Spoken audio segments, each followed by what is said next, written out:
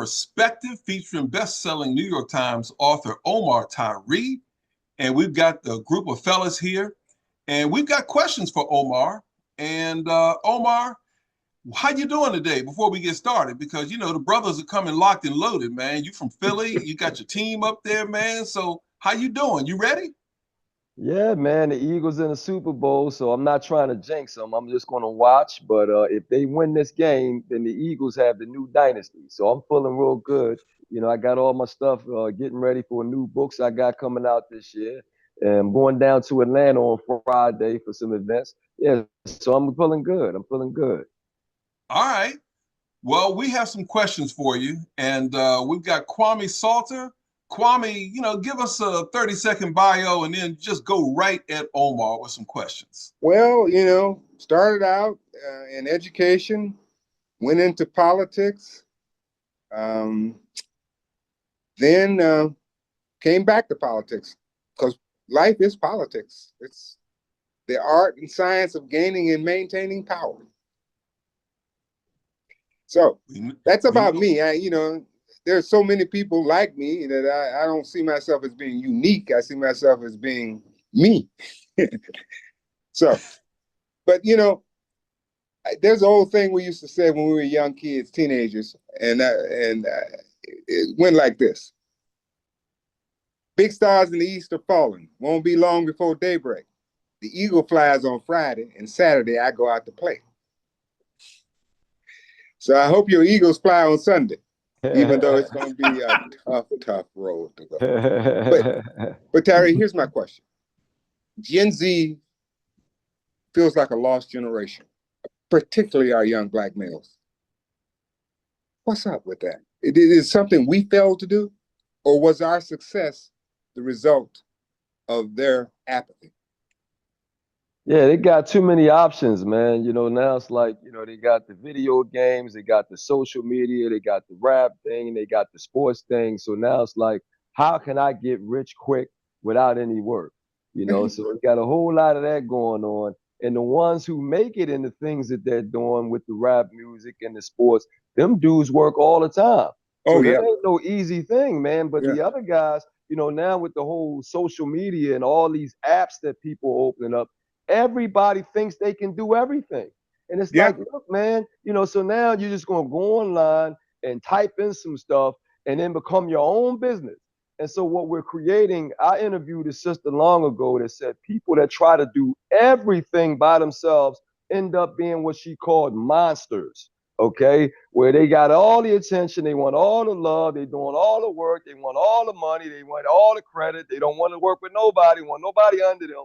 And so, yeah, we ended up with that situation with a whole lot of people. You can't tell them nothing, so that's what the generation is going through. And then the women, the young women, the same way, man. They tired of waiting for a man, tired of being under a man, tired of submitting to a man, tired of all that stuff. So now you got a whole bunch of young women that's like, look, I'm going to do my own thing. I'm going to date a man when I want to date him, and then I'm going to stop dating him when I don't want to date him no more. So they're killing families all over the place and any type of longevity in a relationship because they want what they want right now. And if I don't get what I want, I'm out of here.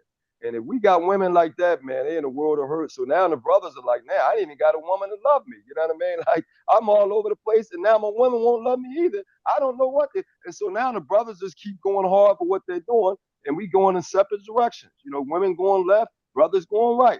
And it's hard to, fix that situation because. But is it something that we did? It's something we failed to do? Because I tried to educate my the younger right. two.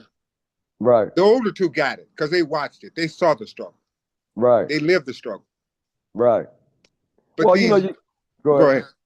Go ahead. I was going to answer the first one. Is it something we failed to do? We always think of that. I got two sons right now, and we beat ourselves up because we're old school where we want to do the work that we're supposed to do. But the reality is, them children are going to do what they're going to do when they get of age to do it. And so no matter how much you train them, when it's time for them to stand up, they got to stand up on their own. So we can't hold their hands. And I'm going through that right now where it's like, and then you start comparing yourself and you can't do that. When I was 25, I did this. And when I was 35, so then we got to start beating them up because they're not doing what we did. So Excellent, it's a excellent hard point. game. Yeah. Excellent point. Excellent point. That's it. But that the only experience we know is our own lived experience. Yeah. Yeah. And what I tell my kids is the only place that work comes before success is in the dictionary. Yeah. Yeah. Yeah. So that all we know is what we know. Yeah. And so when we tell them, they say, well, this is a different time now, Dad. I was just in the car with my youngest son, who's 25, and I was telling him, how you stay loyal to the situation you're in and family. And he was like, Dad, that's old school where you just live till you 80 years old with a woman. He said, man, if the woman ain't doing what I need, I'm not living there. He said, that's old school. You caught in the old age. So now these kids, like, he can have 8 kids. And he's like, I ain't working no more. I'm out of here. So I'm like, the way they built now, man, it's like, it don't make no sense, Dad, because if you're going to be all, pissed off and tore up about a relationship and you got 20 more years, like, what's the point of that, Dad? So I'm getting out of there. So they have no idea of trying to work something out and get counseling and all that kind of stuff. But now when you have young women who are just as rigid like that, and both of them don't want to go to counseling, both of them don't want to work it out, what can we do in our older age? All we can do is watch it and advise, So yeah, it's really Amen. getting away from us. Amen. Thank you. Yeah, I just went through that the other day. Thank you. That was very, very powerful. Any reaction to that? Wow, guys, I'll jump in there, Kwame. Thank you for joining the show. We got Omar, CJ, Mr. Spivey, Gary. Hey, look, man, I'm telling you, man, I may have studied journalism in college, but history was always my best subject. And just, like I said, being born a year after Martin Luther King passed away and having my parents just tell me so many stories about, what was going on when they were in high school and in the 1960s. Then in the 1970s, you see evidence of what happened during the civil rights movement. Just all these different things, right? And they talk about all the things they didn't have, and how they wanted to give me more than what they had. And I think they did. I think they gave me more than what they had. And whether it doesn't make a difference what the reason was the reason because of, segregation at that time, or the reason was because they didn't have the opportunity to get a good job, don't make a difference. They wanted to give the children more. The parents from the 1950s and 60s and 70s and 80s and so forth wanted to give the children more than they had. And I think that happened. So you go from me growing up saying, hey, man, I get a new pair of shoes at Christmas. Oh, I'm sorry. I get a new pair of shoes at Christmas, maybe, and when school starts. So you get one in the winter, you get one in the summer. Now, if a parent can buy a pair of Air Jordans for their kid every other month, they will do it. So I think we have consistently just escalated through generations to keep trying to give our kids more and more. Now, with that being said, if a kid keeps getting without having really anything tied to it, they keep expecting to get it. Doesn't make a difference whether they do good, whether they do bad. All they know is you buy them a pair of Jordans every 3 months, or you give them whatever they ask for every 3 months, or every month. So I think we have to change that. And we only did that out of love. We want our kids to have more than what we had. And I don't think that's any different. If you talk to a parent right now, regardless of the situation, they're going to say, I want my kid to do better. If I graduated from high school, I want them to graduate from college. You always want that. So I think the issue is not necessarily the intent, the love, or the parent, but I think it's like what Omar said, those kids, once they get of age, they're going to do what they want to do anyway. So I think that at some point, you're always going to have kids who, I met a guy who was a barber. I said, wow, that's a nice shop, man. Who owns this? He said, I own it. I said, you own it? I said, okay, wow, that's cool. I thought you said you were in college. He said, I am. I said, well, how'd you get the money? He said, I'm about to graduate in May. I think this was like maybe, I don't know, December or something, Christmas or whatever. And he goes, I've been cutting hair, the whole time I was in college, man. That's my hustle. I was saving my money. I saved it for the first 3 years. I bought this shop 6 months ago. He said, and he said, people don't understand that in order to be, some of these people, some of my friends don't understand that in order to be successful in life, you can have all that ambition. But he said 9 times out of 10 nowadays, people want to see evidence. They want to see a piece of paper. They want to see that you got something going for you. You got evidence that you can increase their money in their pocket. And if you can do that, He said, that's how I get in. I show him the evidence of what I can do. So I was like, damn, this guy's got a plan. This guy's got a vision. And that's generation or whatever it is, X, Z, whatever it is now, right? But then on the flip side, you have some kids who will live with their parents until they're 40 years old. Okay. Yeah. And it's not, and again, it ain't the parents all the time. The parents have done everything they could. I can think of a couple parents right now that had everything laid out for their kid. And if she was a young lady, or is he still a young lady, college set up, everything ready to go. She actually made good grades. She graduated and said, I don't want to go to college. Okay. So what you want to do? You want to go to military? You want to do, trade school? No, I'm just going to figure things out. Like, what? And somehow she's been figuring things out, but somehow into her 40s, Wow. Her parents are still helping her pay her bills from time to time. And she was smart enough to go to college. Right. Smart, just decided to do her own thing, and it just never worked out. So I think we have to tie reality to your ambition. Yeah, my ambition was to be on the CBS Evening News, to take Dan Rather's place in the 1990s. But now I'm helping people realize their financial dreams. Right. You know what I'm saying? So sometimes you got to change gears to get to where you need to be at. Will Generation Z do that? The most powerful thing you just pointed out to me is that our love of our children, to have them do better than us, is a double-edged sword. A double-edged sword. Because that's a natural inclination of a parent. Mm-hmm. And what we're doing, though, is we're exposing them to everything that's easy and nothing that's hard.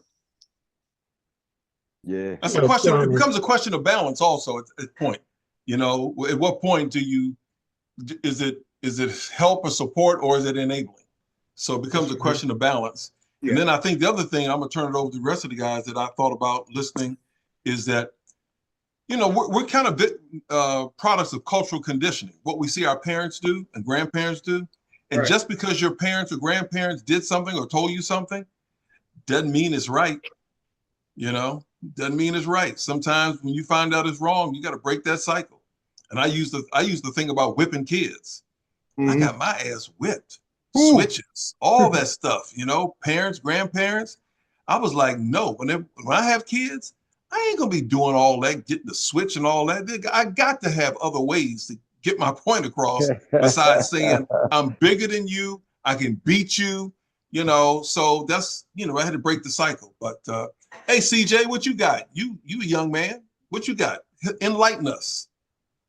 I don't speak for all young people, but I can say that there are a lot of things that are systematic. There was a point made about wanting your kids to do better than you, which is great, but the American system is no longer set up for that, which is why so many kids are living at home and doing in terrible economic conditions, because it's not built for the upward mobility that it was back in the day, like in the 90s or mid 90s, 80s, where capitalism was really working for you guys' generation, some of the older generations. Like it worked, it thrived. You could, say work a good job and afford a home and afford to, live a good life if you just, buckle down and work at that consistent job and keep your head down. It doesn't work like that anymore. And as my dad actually just pointed out, it's a generational thing, because it worked for that generation. That's the advice that a lot of people got.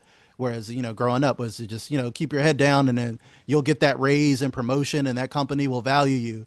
Well, capitalism's gotten a little overcharged, you should say, in the more recently, as time goes on. It's an unsustainable system. CJ, brilliant insight. Yeah. The fact is that the society that we grew up in, even though it's limited opportunities for us, we had some opportunities. And your point is that the structure now, the infrastructure is corrupt. It's gone. There's nobody out there. Go get a job. Even the clean route of go to school and get a degree and get a good job. Well, there's a student debt crisis.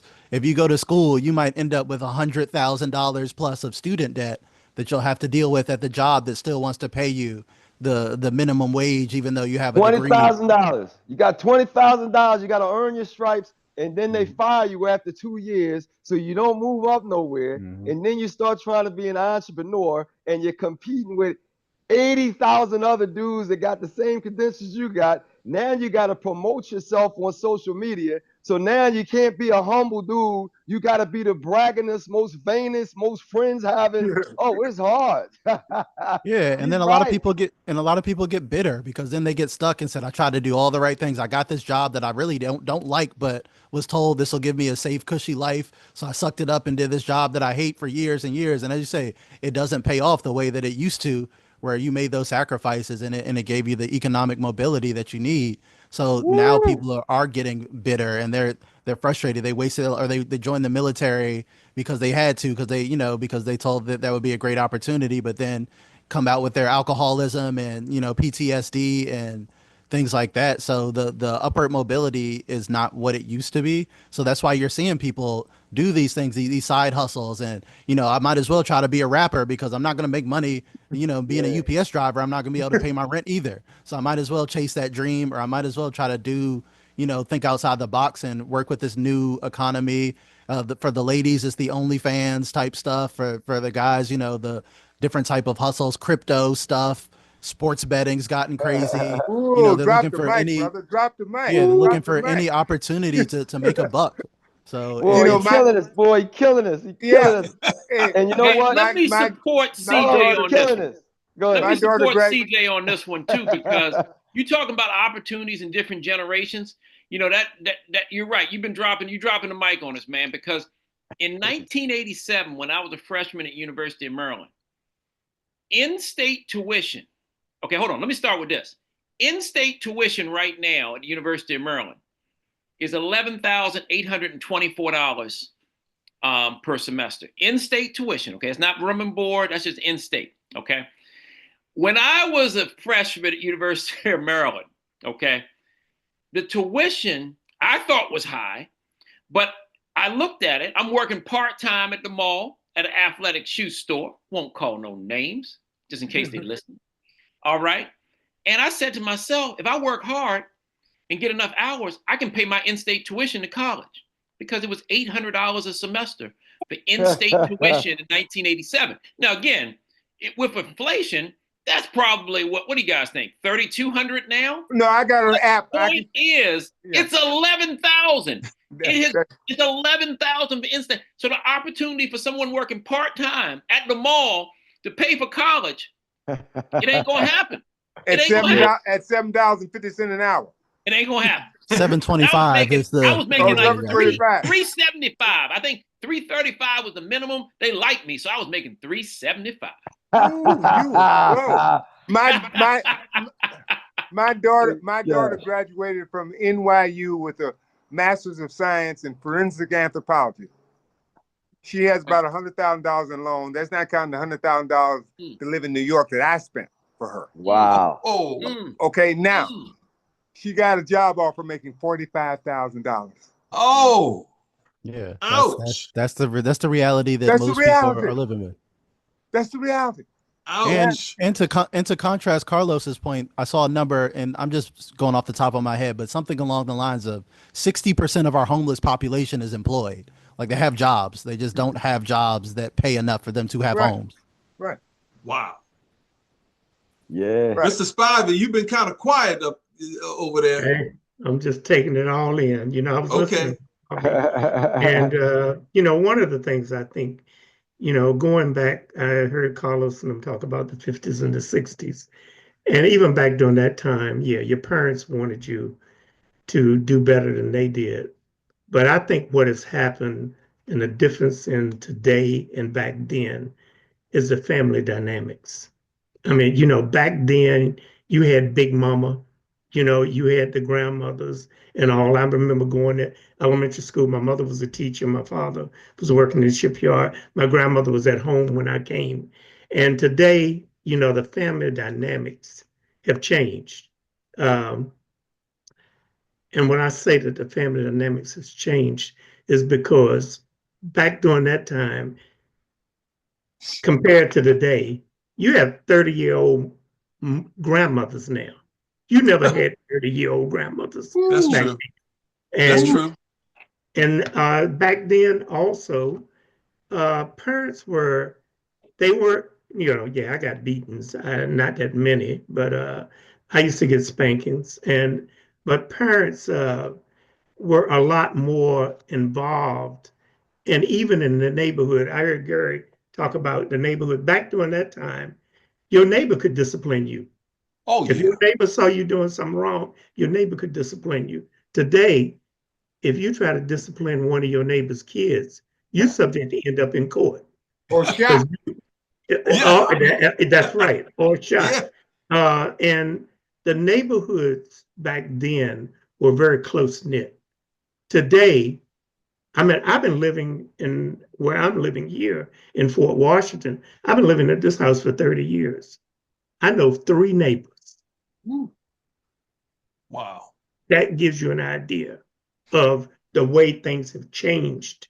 I mean, I know the neighbor directly across from me. I know the neighbor next door to me and the one behind me. The rest of the people in the neighborhood, and think about it, in this neighborhood, there's over 600 houses. This is what has changed now. And also back during that time, we communicated, but we didn't have the internet and that type of thing. Trust me, Facebook, Instagram, TikTok has corrupted young people compared back to when we were growing up. We just did not have that. I remember vividly, I played baseball in high school. My senior year, I was playing over in a place called Marianne Smith over on the Eastern Shore. And a Dodger scout came up and he said, would you be interested in coming to LA and try out for the Dodgers or go to the farm team? And man, my head was so big, I could barely get on the bus. And I got home. I was happy as I don't know what. I said, I'm going to LA this summer to try out for the Dodgers. And my daddy said, you good. You real good. He said, but you're going to play baseball. You can go to the Dodgers.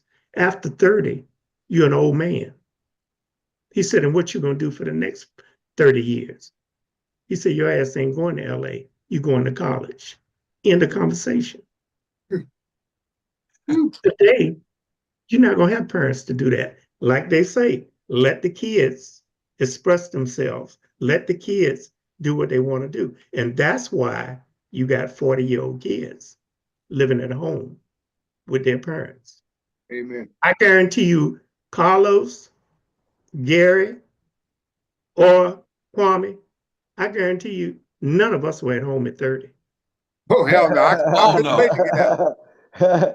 My family tried to beg me to come home at 18. I stayed up Pittsburgh after, my freshman year. Right. The mom was like, come on back home. My boy, you ain't even 19 yet. I said, I'm staying up here in Pittsburgh.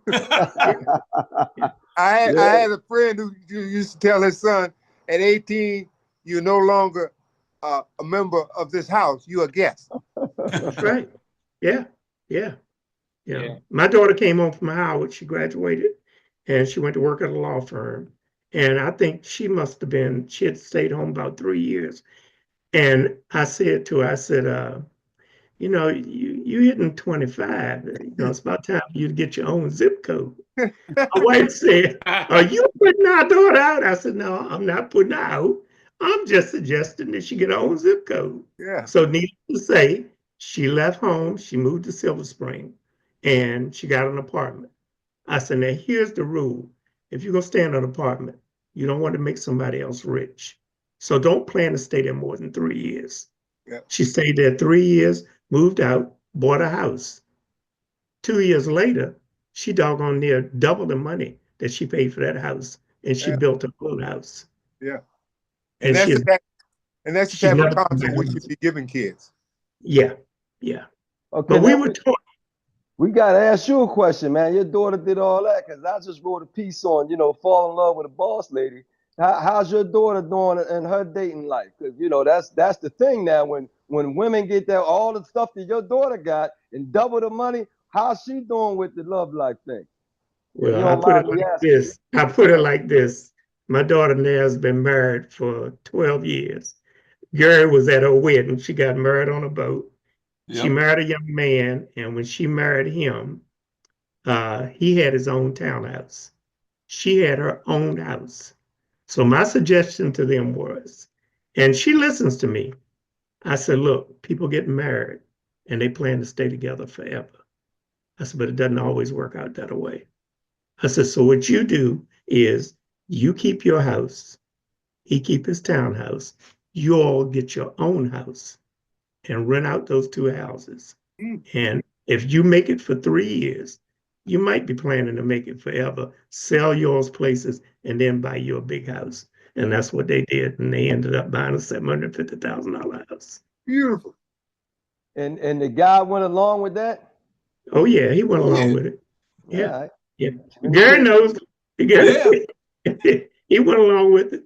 And he was glad that I gave him that advice. See, because in a situation like that, what would have happened if they had been married for a year and they decided they were going to split? They each could go back to their respective places. That's called security. Yeah. But they each has something. See, I know people where somebody's in it and they don't have as much or nothing bringing into the marriage. Yeah. And that Yeah. starts some of the Yeah, conflict. 2 weak people. Yeah. Yeah, you know, you got to have something in there, you know. So that's when your boss lady, Omar, that's when the boss lady all of a sudden, man, I know women, man, who pick out the guy's clothes and dress them and tell them all kinds of stuff, you know, and no, you ain't wearing that. And I'm like, ooh, Yeah. you know. Gary, team. Yes, sir. I think the quote is from Oprah Winfrey. I think somebody said this, and I believe she did. The quote was, a man marries a woman hoping she will never change. A woman marries a man hoping he will change. Wow. Well, So Wow. to me, that's powerful. And it's two perspectives on that, I think.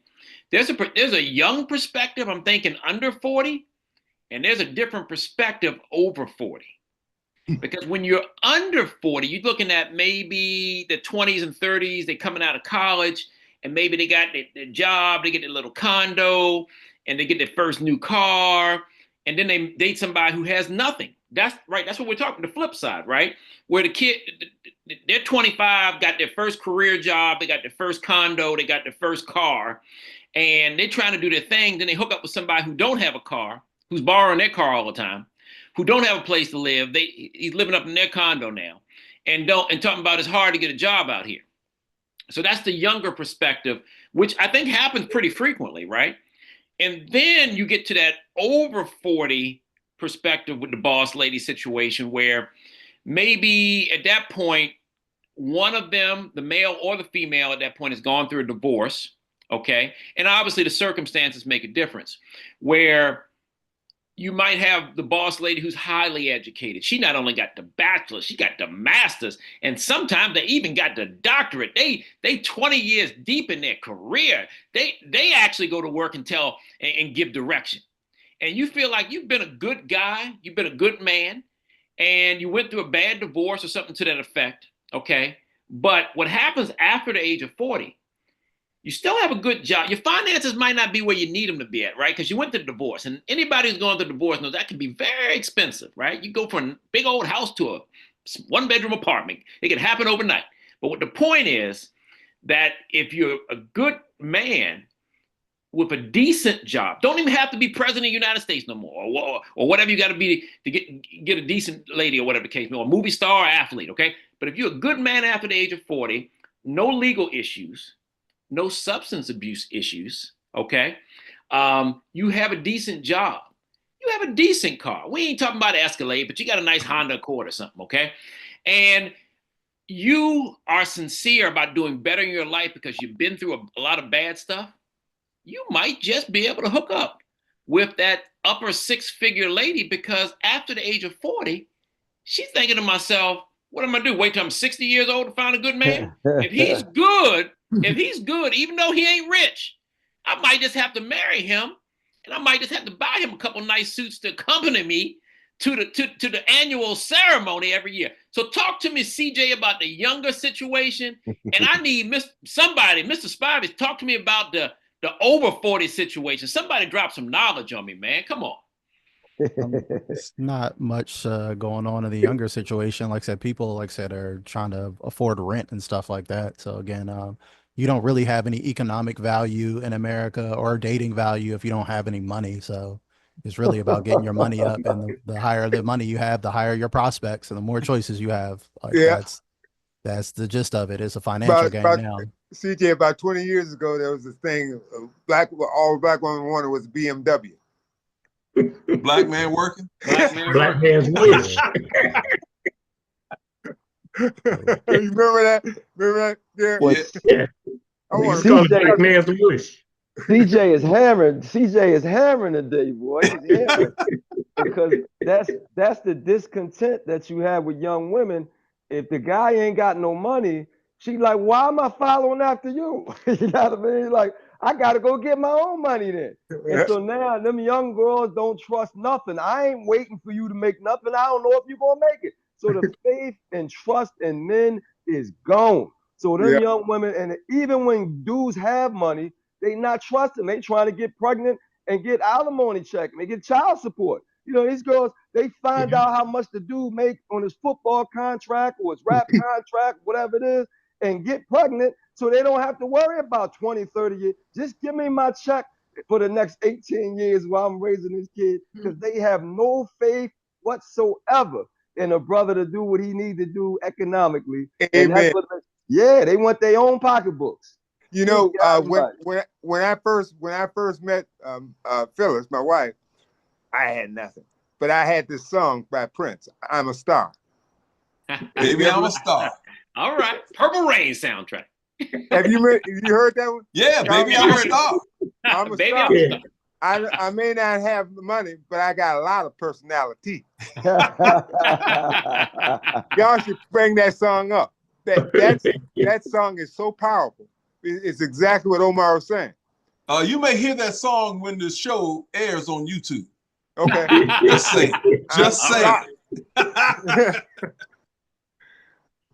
Well, Carlos, you asked me about women over 40. I think the older women these days, if they have their own money and their careers are solid, I think if they can't find a man that is equivalent to them on the same level, I think most of them will take a pass.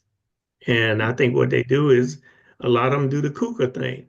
You know, they get a young dude, and that's just for convenience. But a lot of them, from what I've seen, if they can't find somebody on their level, then they just take a pass. Get those monthly tune-up, the weekly tune-ups. Yeah. What we used to call what is it called? It's called oily What do you say, Kwame? We used to call it the oily lube job. Oh boy! Oh boy! Oh my! Hey, look. On that note, we need to switch gears so we can talk sports in the Super Bowl. But Omar, just to let people know, Omar has a column on blackmeninamerica.com. His latest column is called Boss Lady. It's on the homepage, and you can check out Omar. I will check it out. Oh, so you said put it on there. You said put it on there. It's on there, yeah. Okay. It's on there. I will check it out. I want to tell you guys, when you said the over 40, I was just on a podcast or a questionnaire, I think Monday. It was 50 and over, dating 50 and over. And so as soon as she said that, I was like, well, you know, a man, he's going to date down most of the time. So I said, I'm 55. I might date a 35. I don't know what y'all doing. But, you know, I told him, I said, when you get around a woman that's your own age, she makes you feel like you 18 again, because they get so women, you know, you got that boyish charm, and we still got this boyish energy and this silliness that we have. Man, you get around women that's 50, dude, and it's like you got to find some energy, because you feel like you back in school with the old head teachers or something. And I'm like, well, that ain't going to be fun for no man. Like, so you're going to have to loosen up and be young again, because, you know, as they say, women mature faster than men. That's why the Muslims say marry half your age plus 7. Right. So half my age plus 7 is like 35. I'm nowhere near dealing with no. Only way you gonna get if you already married to me, right? So we end up growing up with them. They're only 3 years young when we get married. Then you end up 55 and 52. But to go out and find a new woman that's 50 something, I said, whoa, So I didn't want to let the women down, but I said, well, I got to figure out what y'all gonna do because men have always went down, and it's in the Bible. The Bible got plenty of men that went all the way down. I'm talking about 60, 70 years. And we ain't in the Bible no more, Omar. I said, okay, well, things haven't changed that much. Guys are still going down. Just remember one thing, Omar. You get you a 25 or 30-year-old one, just be prepared to give us some of them royalty checks. We in the new politically correct world, right? Omar, I'm just telling it what it is. It's been that way forever. Yeah. When the man got that money like that, he like, hey, look here, I'm going down. Yeah, I'm not going up, and I'm not staying, what they call it, lateral. I'm going down, So women can talk what they talk, but that's been the formula for years. All right, fellas, we're gonna take a break. Omar Tyree. Gary, it's past my bedtime, so. I know. I got you. I appreciate you coming on, man. For you, I do that. For you, I do that. Appreciate you. Yeah, man. We're gonna take a break, and then so fellas, you all hang on. We're gonna take a break. We're gonna talk Super Bowl and sports. Kwame, you're welcome to stay, but I got you. He gone. He's past his bedtime.